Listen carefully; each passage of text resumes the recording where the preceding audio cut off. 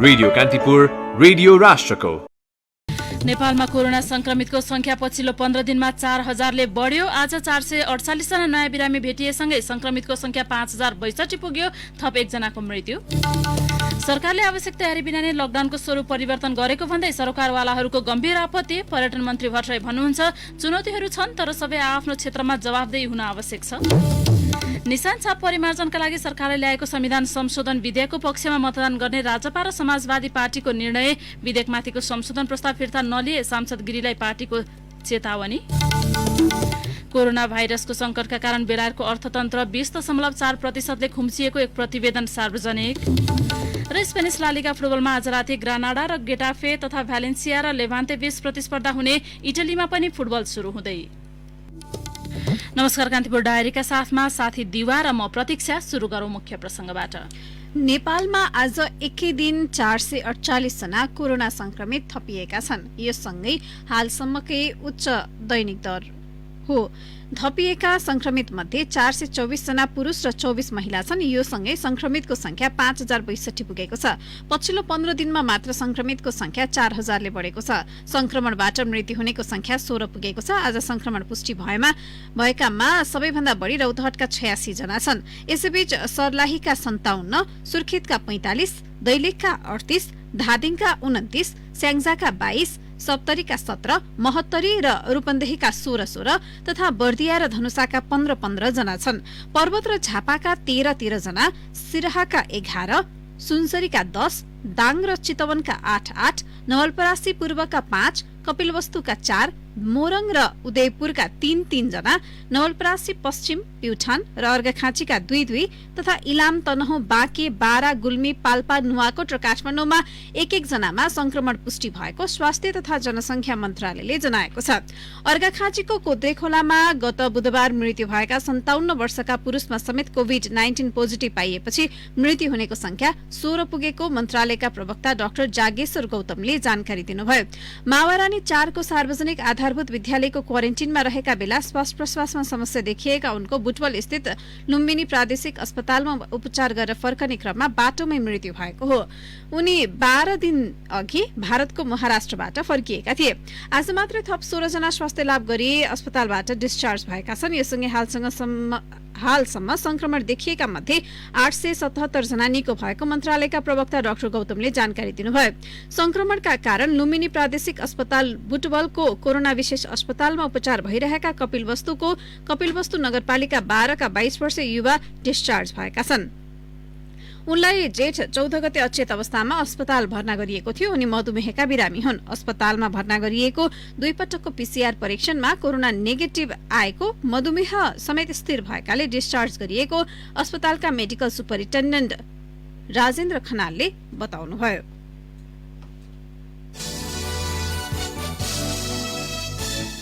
कान्तिपुर डायरीमा अब कान्तिपुर सविस्तार। कान्तिपुर सविस्तार। कोरोना महामारीका कारण सर्वसाधारणको स्वास्थ्यमा पर्न सक्ने असरलाई ध्यानमा राखी सरकारले जारी गरेको लकडाउन 81 दिनपछि केही खुकुलो भएको छ। अर्थतन्त्र चलायमान बनाउँदै सर्वसाधारणको दैनिकी सहज बनाउन सरकारले लकडाउन खुकुलो बनाएको दावी गरे पनि आवश्यक स्वास्थ्य सचेतनाको अभावमा संक्रमण थप बढ्ने चिन्ता पनि उत्तिकै छ।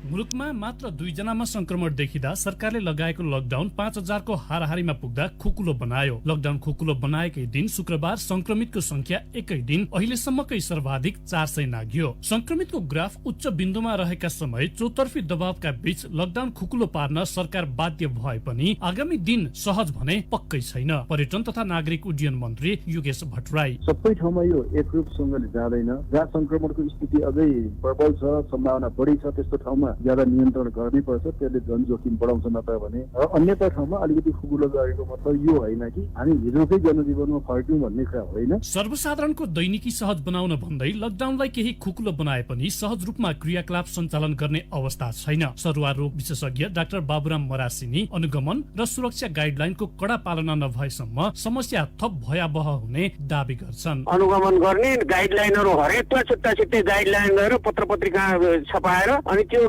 गाइडलाइन नम्बर यति फलो गर्नु होला भनेर चाहिँ भन्न सक्यो भने चाहिँ असाध्यै अब यसले चाहिँ त्यति धेरै खतरा यसले चाहिँ निम्ताउँदैन। त्यो गर्न नसक्यो भने धेरै खतरा पनि हुन्छ। कमजोर स्वास्थ्य संरचनाका कारण संक्रमणको फैलावट नियन्त्रण चुनौतीपूर्ण बनिरहेका बेला संक्रमण नियन्त्रणका लागि भन्दै सरकारले बनाएका संरचना समेत भरपर्दो नभएको तर्क गर्छन् जनस्वास्थ्यविद डाक्टर यशुवर्धन प्रधान। क्वारेन्टाइन कुनै पनि मापदण्डको छैन। प्राविधिक मान्छेले यो क्वारेन्टाइन हो, यसमा क्वारेन्टाइनमा राख्नुहुन्छ भनेर यहाँ कसैले पनि भन्दैन। आइसोलेसन भनाइको मात्रै आइसोलेसन हो। बेडहरू हस्पिटलमा आइसियूहरू, भेन्टिलेटरहरू, अक्सिजनहरू त्यो सञ्चालन गर्न दक्ष स्वास्थ्य कर्मीहरू तयार छैन। हामी चुक्यौं, यसमा चुक्यो स्वास्थ्य मन्त्रालय चुक्यो। अर्थतन्त्रलाई चलायमान बनाउँदै जनजीविका सहज बनाउने प्रयासमा जोड गर्दै गर्दा यसबाट उत्पन्न हुने भयावह अवस्थाप्रति भने जनता स्वयं सचेत हुनुको विकल्प छैन। मन्त्री भट्टराई यसका लागि सबै उत्तिकै जिम्मेवार बन्नुपर्ने सुझाउँछन्। यस्तो कुरामा सम्पूर्ण व्यक्तिहरू नै जवाफदेही हुनुपर्छ, जिम्मेवार हुनुपर्छ, सबैले धैर्यता गर्नुपर्छ, संयमता अपनाउनुपर्छ। जोस भयो भन्दैमा जताभावी सामाजिक व्यवहार उल्लङ्घन गर्दै हिँड्नु भएन। सबै व्यक्तिहरू नै संयमित भयौँ भने हामी यो सामान्यकरण गरेको जनजीवनलाई पनि सहज ढङ्गले अगाडि बढाउन सक्छौँ। मुलुकको आर्थिक अवस्थालाई चलायमान बनाउन सरकारको पछिल्लो निर्णयले केही सहज बनाए पनि अन्य प्रभावले चुनौतीहरू यथावत रहेको उद्योग वाणिज्य महासंघकी अध्यक्ष भवानी राणाको तर्क छ। अहिले खुले तापनि एकदमै सम्पूर्ण पूरा रूपमा चाहिँ खुल्न नसकेको अवस्था छ। अहिले पनि श्रमिकहरूको जुन छ नि एउटा आवत जावतमा त्यसमा पनि प्रब्लम हामीले देखेको छौँ होइन। एउटा त अब लकडाउनको बेलामा घर गइसकेको र उनीहरूलाई फर्काएर लिएर आएर काममा लाउनु पर्ने चुनौती त एउटा छँदैछ होइन। अब एउटा सेफ्टीको चुनौती भन्दा पनि हामीले त खोल्दाखेरि हामीले सेफ्टी अपनाने नै यसलाई चाहिँ अगाडि बढाएको। जुन जुन देशले संक्रमणको ग्राफ ओह्रालो लागेपछि लकडाउन खुकुलो बनाए ती देशमा अहिले संक्रमण नियन्त्रणमा छ। भारत अमेरिका सहित केही युरोपेली मुलुक संक्रमणको उच्च जोखिम झेल्दैछन्। पछिल्लो 15 दिनमा 4000 नयाँ संक्रमित बढ्नु, भारत लगायत विभिन्न मुलुकबाट नेपाली स्वदेश फर्कने क्रम जारी रहनु तथा क्वारेन्टिनमा बस्नेको संख्या 2 लाखको हाराहारीमा पुग्नुले भोलिको अवस्था सहज देखिँदैन। सरकारले त जनताको भावना अनुसार लकडाउन खुकुलो बनाइदियो। अब सचेतना अपनाएर दैनिकी चलाउने जिम्मा जनताको। रेडियो कान्तिपुरका लागि प्रकाश पाठक। कान्तिपुर सविस्तार।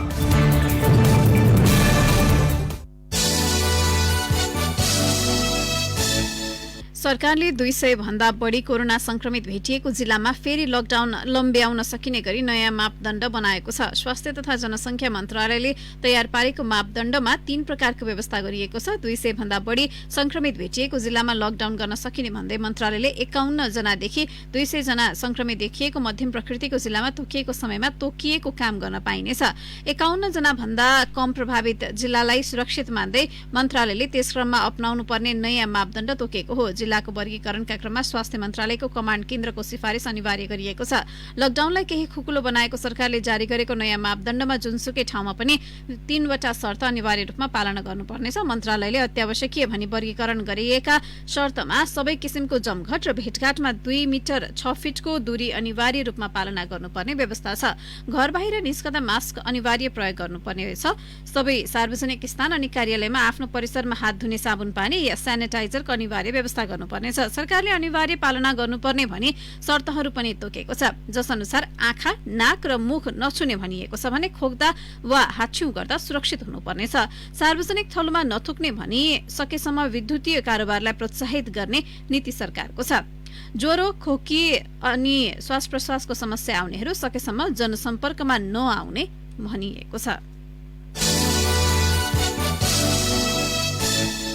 राजपा र समाजवादी मिलेर बनेको जनता समाजवादी पार्टी नेपालले संविधानको अनुसूची 3 संशोधन गर्न संसदमा प्रस्तुत विधेयकको पक्षमा मतदान गर्ने निर्णय गरेको छ। आज बसेको पदाधिकारी बैठकले विधेयकको पक्षमा मतदान गर्ने निर्णय गरेको नेता राजेन्द्र श्रेष्ठले जानकारी दिनुभयो। निर्वाचन आयोगमा दल दर्ता प्रक्रियाले पूर्णता नपाएकाले राजपा र समाजवादी संसदमा भिन्दा भिन्दै दलका रूपमा छन्। नेता श्रेष्ठका अनुसार राजपा र समाजवादीले यस विषयमा भिन्दा भिन्दै निर्णय लिनेछन्। यसका लागि भोलि संसदीय दलको बैठक बस्नेछ। समाजवादी पार्टी पार्टीकी सांसद सरिता गिरीले भने सरकारी विधेयक खारेजीको माग गर्दै प्रस्ताव दर्ता गराउनु भएको छ। जनता समाजवादी पार्टीले कारबाहीको चेतावनी दिँदै प्रस्ताव फिर्ता लिन सांसद गिरीलाई पत्रचार गरेको छ। यद्यपि प्रस्ताव फिर्ताको प्रावधान नरहेकाले उहाँको प्रस्ताव अघि बढाउने नबढाउने विषयमा निर्णय गर्ने अधिकार भने सभामुखमा रहनेछ। नेता श्रेष्ठले सांसद गिरीले प्रस्ताव फिर्ता नलिए पार्टीले कारबाही गर्ने स्पष्ट पार्नुभयो। संघीय संसद सचिवालयका अनुसार हालसम्म संविधान संशोधन विधेयकमाथि सांसद गिरीको एउटा मात्रै संशोधन प्रस्ताव दर्ता भएको छ। संशोधन दर्ताका लागि सचिवालयले राति 8:30 बजेसम्मको समय तोकेको छ। संविधान संशोधन विधेयक संसदले सर्वसम्मत स्वीकृत गरेकाले विधेयकमाथि थप संशोधन प्रस्ताव दर्ता हुने सम्भावना कम छ। राजपा र समाजवादी नेपाली कांग्रेसका 8 जना सांसद, राष्ट्रिय जनमोर्चा र नेमकेपाले पनि संविधान संशोधनका लागि गैर सरकारी विधेयक दर्ता गराएका छन्। ती विधेयक संसदमा टेबल हुन बाँकी छ। कान्तिपुर डायरीमा अब ब्रेकको पालो। ब्रेकपछि अब बाँकी प्रसंग। भारतसँग सीमा जोडिएको सर्लाहीको पर्सा गाउँपालिका स्थित नारायणपुरमा भारतीय र सशस्त्र प्रहरीको झडपमा प्रहरीको गोली लागेर 1 जना भारतीयको मृत्यु भएको छ। अन्य 2 जना घाइते छन्। लकडाउनको उल्लंघन गर्दै झण्डै 70 जनाको हाराहारीमा आएका भारतीयहरूले नेपाली सुरक्षाकर्मीमाथि हातपात गर्न थाले। प्रहरीले भीड तितरबितर पार्न गोली चलाएको थियो। गोली लागेर सीतामढ़ी जिल्ला पिपरा पञ्चायत जानकी नगरका विवेक कुमारको मृत्यु भएको छ। छातीमा गोली लागेका उनको उपचारको क्रममा मृत्यु भएको भारतीय अधिकारीले जनाएको सशस्त्र प्रहरी परीक्षक गंगाराम श्रेष्ठले जानकारी दिनुभयो। भारतीय उमेश रामको हातमा तथा उदय ठाकुरको खुट्टामा गोली लागेको प्रहरीले जनाएको छ। झडपको क्रममा प्रहरी हवलदार सहित 3 प्रहरी गम्भीर घाइते भएका छन्। उनीहरूको जिल्ला अस्पताल मलंगुवामा उपचार भइरहेको छ। प्रहरी परीक्षक श्रेष्ठले ड्युटीमा खटिएका सुरक्षाकर्मीलाई हातपात गरेर लखेट्न थालेको र हतियार पनि खोसेपछि बाध्य भएर गोली चलाउनु परेको जानकारी दिनुभयो। उहाँका अनुसार भारतीयको ज्याजती देखेपछि स्थानीय लाठी बोकेर प्रतिकारमा उत्रिएका थिए। श्रेष्ठले प्रहरीको हतियार खोसेका भारतीय नागरिक नवल किशोर राय प्रहरी नियन्त्रणमा रहेको जानकारी दिनुभयो। कोभिड-19 रोकथाम र नियन्त्रणमा सरकारको काम कारबाहीप्रति असन्तुष्टि जनाउँदै आज पनि मुलुकका विभिन्न जिल्लामा प्रदर्शन भएका छन्। गृह मन्त्रालयले 77वटै जिल्ला प्रशासन कार्यालयलाई परिपत्र गर्दै प्रदर्शनमा कडाई गर्न निर्देशन दिए पनि त्यसको व्यवस्था गर्दै युवाहरू सडकमा उत्रिएका हुन्। काठमाडौँ उपत्यकाका विभिन्न स्थानमा युवाहरूले सरकारी शैलीको विरोध गर्दै कोभिड-19 नियन्त्रणमा ध्यान केन्द्रित गर्न आग्रह गरे। प्रदर्शनमा मुख्य गरी युवा तथा व्यवसायीको संलग्नता छ। यसअघि उनीहरूले काठमाडौँको बालुवाटार आसपास प्रदर्शन केन्द्रित गरे पनि आज भने काठमाडौँको बसन्तपुर र कीर्तिपुर तथा ललितपुर र भक्तपुर सहित धुलिखेल, भरतपुर, हेटौडा, इटहरी, बुटोल र भैरहवा, दाङ, उदयपुर, नुवाकोट, कपिलवस्तु लगायतका विभिन्न स्थानमा प्रदर्शन भएका छन्। संक्रमण पहिचानका लागि पीसीआर र आरडीटी परीक्षण बढाउन, क्वारेन्टिनको गुणस्तर सुधार गर्न, मेडिकल क्षमता विस्तार गर्न तथा अग्रपंक्तिमा खटिएका स्वास्थ्यकर्मीको स्वास्थ्य सुरक्षा र स्वाभिमानको सुनिश्चितता एवं खर्च पारदर्शी बनाउनु पर्ने उनीहरूको माग छ। राष्ट्रिय झण्डा सहित प्रदर्शनमा उत्रिएका युवाहरूले प्लेकार्डमा हाम्रो देश हाम्रो शान, कसले खायो अनुदान, आरडीटी र पीसीआर परीक्षण बढाऊ, खाएर हुँदैन बेसार बढाऊ, पीसीआर जनता भोकभोकै छन्, राहत देऊ लगायतका नारा लेखेका छन्। यसैबीच साझा पार्टीले आज एक विज्ञप्ति जारी गर्दै विरोध प्रदर्शनप्रति पूर्ण ऐक्यबद्धता जनाएको छ। पार्टीका सहप्रवक्ता शरदराज पाठकले जारी गरेको वक्तव्यमा पीसीआर परीक्षणको दायरा बढाउनु पर्ने, क्वारेन्टिन स्थलहरूको गतिलो व्यवस्थापन तथा अनियमितताको छानबिन गर्नुपर्ने माग गरिएको छ। कोभिड संक्रमणका कारण स्वदेश फर्कन नपाएका थप 149 जना नेपालीलाई आज कुवेतबाट काठमाडौँ ल्याइएको छ। अल जजिरा एयरलाइन्सको जहाजमा 140 जना महिला र 9 बालबालिकालाई नेपाल ल्याइएको त्रिभुवन अन्तर्राष्ट्रिय विमानस्थलले जनाएको छ। ती सबैलाई काठमाडौँ उपत्यकामा तयार पारिएका होल्डिङ एरियामा राखिनेछ। काठमाडौँ आएका मध्य प्रदेश 1 का 56, प्रदेश 2 का 6, बागमती प्रदेशका 42, गण्डकी प्रदेशका 8, प्रदेश 5 का 32 र कर्णाली प्रदेशका 6 जना छन्। कुवेतबाट हिजो स्वदेश फर्किएका प्रदेश 1 का 93 जना महिला आज सुनसरीको चतरा स्थित होल्डिङ केन्द्रमा पुगेका छन्। 1 नम्बर प्रदेश स्तरीय होल्डिङ व्यवस्थापन उपसमितिका सदस्य रवि खनालका अनुसार उनीहरूलाई केही समयका लागि सो होल्डिङ केन्द्रमा राखिनेछ। सरकारले चतराको रामानन्दचार्य सेवापीठले बनाएको 128 कोठे भवनलाई होल्डिङ एरिया बनाएको छ। कुवेतबाट आउनेहरूमा प्रदेश 1 का 14 जिल्ला मध्ये 11 जिल्लाका छन्। 30 मध्ये सबैभन्दा बढी 37 जना झापाका छन्। प्रदेश 5 सरकारले कोरोना भाइरस नियन्त्रण तथा रोकथामका लागि नयाँ मापदण्ड तयार पारेको छ। मुख्यमन्त्री तथा मन्त्री परिषद कार्यालयमा आज बसेको बैठकले जिल्ला स्तरीय, स्थानीय तथा होम आइसोलेसन गरी 3 तहका आइसोलेसनका लागि फरक फरक मापदण्ड तयार पारेको सरकारका प्रवक्ता तथा भौतिक पूर्वाधार विकास मन्त्री बैजनाथ चौधरीले जानकारी दिनुभयो।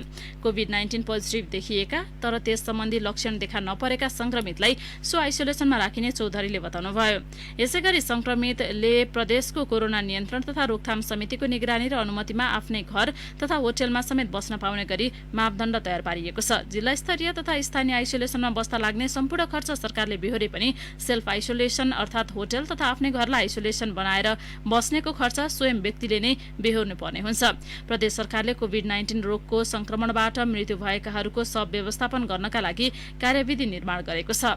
हाल संक्रमितको शव व्यवस्थापनको जिम्मा नेपाली सेनाले हेर्दै आएकोमा यसलाई थप व्यवस्थित बनाउनका लागि कार्यविधि ल्याइएको हो। स्थलगत अध्ययन तथा अनुगमनमा गएका अधिकारकर्मीले रुकुम पश्चिम चौरजहारी नगरपालिकामा भएको घटना जातीयताका कारण भएको दावी गरेका छन्। नवराज विक र मल्लथरकी एक किशोरी बीचको अन्तर्जातीय प्रेमलाई अभिभावकले स्वीकार गर्न नसकेकै कारण योजनाबद्ध आक्रमणमा उत्रिएका उनीहरूले बताए। बुटवलमा आज स्थलगत अध्ययन प्रतिवेदन सार्वजनिक गर्दै उनीहरूले जेठ 10 गते केटी मार्फत उनका आफन्तले बोलाएर योजनाबद्ध रूपमा नवराज र उनका साथीहरूमाथि आक्रमण गरेको दावी गरे। प्रतिवेदन सार्वजनिक गर्दै संविधान सभाका सदस्य एवं राष्ट्रिय दलित पत्रकार संघका अध्यक्ष विनोद पहाडीले जातीय विभेद र छुवाछुत जस्तो अमानवीय कुप्रथाका कारण बर्बरतापूर्ण घटना भएको बताउनुभयो। स्थलगत अनुगमनपछि सार्वजनिक प्रतिवेदनमा भनिएको छ, यस्तो जघन्य अपराधलाई भवितव्य भन्दै प्रभावशाली व्यक्ति, निकाय र समूह एवं केन्द्रदेखि स्थानीय तहसम्म सक्रिय देखिन्छ, जुन दुर्भाग्यपूर्ण छ।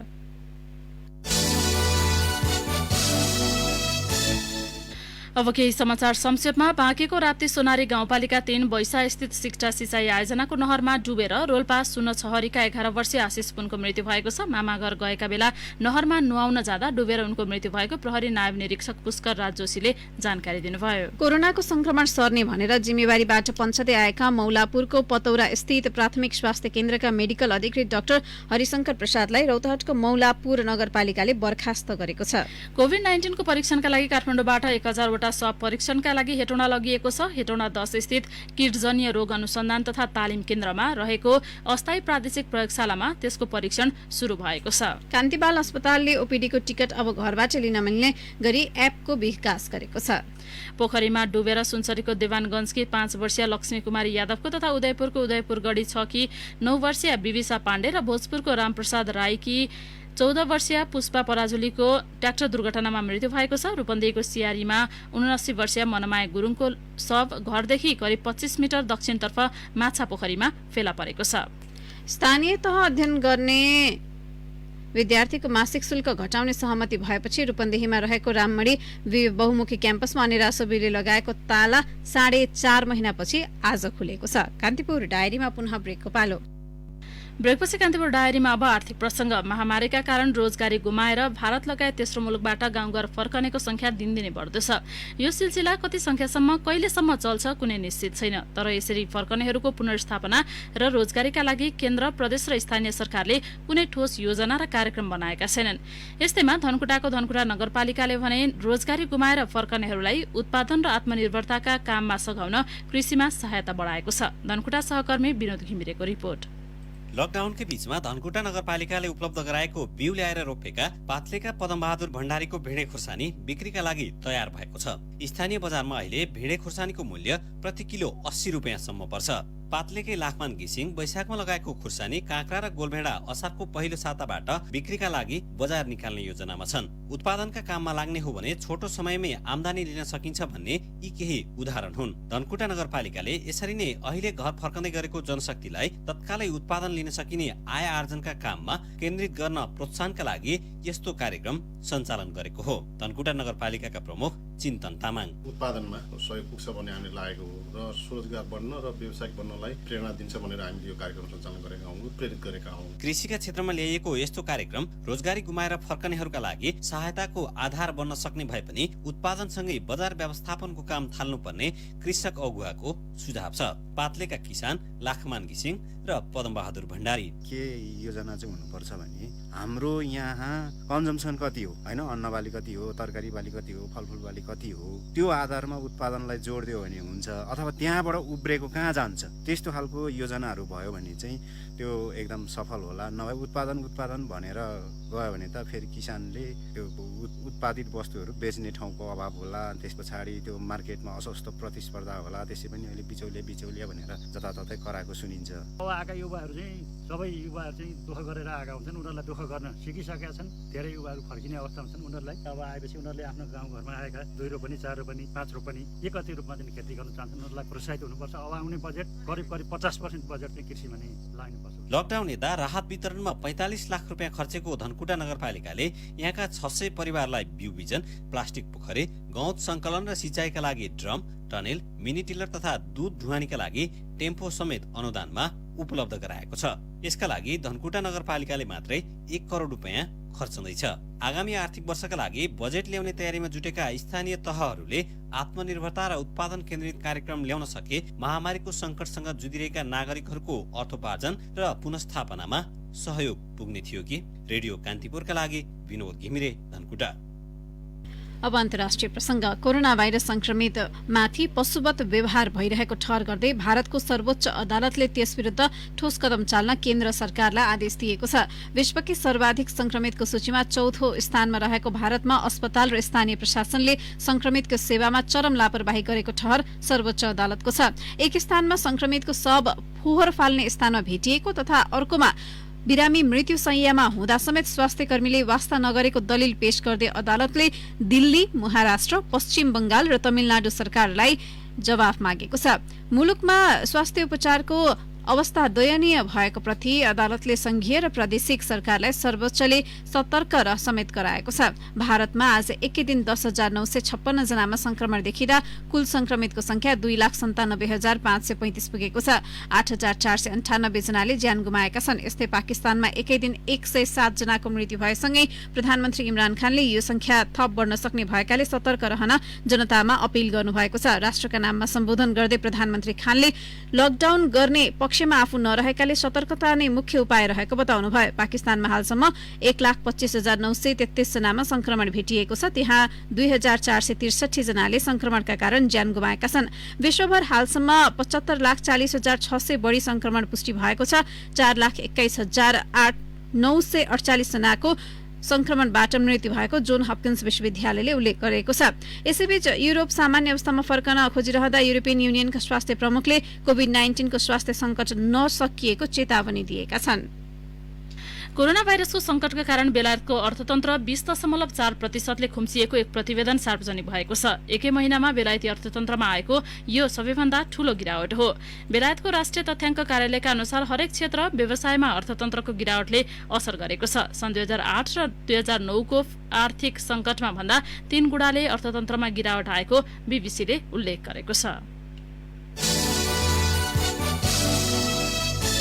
अब खेल प्रसंग। कोरोना महामारीका बीच गैरातीबाट सुरु स्पेनिश लालिगा फुटबलमा आज राति 2 खेल हुँदैछन्। आज ग्रेनाडा र गेटाफे तथा भ्यालेन्सिया र लेवान्ते बीच प्रतिस्पर्धा हुनेछ। ग्रेनाडा र गेटाफे बीचको खेल नेपाली समयअनुसार राति 9:45 बजे शुरू हुनेछ। ग्रेनाडा विरुद्ध जित निकाल्न सके गेटाफे 49 अंकमा तालिकाको 4थो स्थानमा उक्लनेछ। जितले 9औं स्थानको ग्रेनाडाले पनि 1 स्थान सुधार गर्नेछ। अर्को खेलमा भ्यालेन्सिया र लेवान्ते राति सभा 12 बजे प्रतिस्पर्धा गर्नेछन्। 7औं स्थानमा रहेको भ्यालेन्सियाको 42 अंक भएको छ भने लेवान्ते 33 अंकमा 13औं स्थानमा छ। गैरातीको खेलमा रियल बेटिसलाई 2-0 ले हराउँदै सेभियाले दोस्रो स्थानको रियल मड्रिडसँगको दूरी छोटाएको हो। तेस्रो स्थानको सेभियाको 50 अंक छ भने रियल बेटिस 33 अंकमा 12औं स्थानमा छ। 27 खेलबाट बार्सिलोना 58 अंकमा शीर्ष र रियल मड्रिड 56 अंकमा दोस्रो स्थानमा छन्।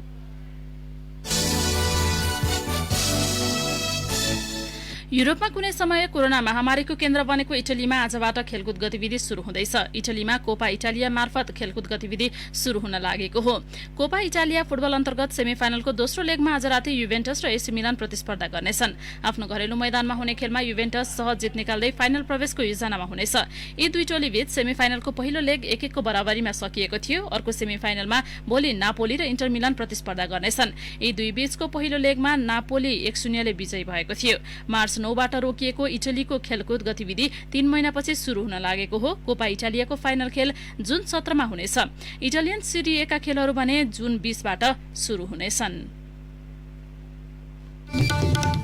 हवस् त कान्तिपुर डायरीको यो बुलेटिन अहिलेलाई यही सकिन्छ। दिवा र प्रतीक्षा बिदा हुन्छौं। नमस्कार। सूचना र मनोरञ्जनको सम्वाहक रेडियो राष्ट्रको रेडियो कान्तिपुर।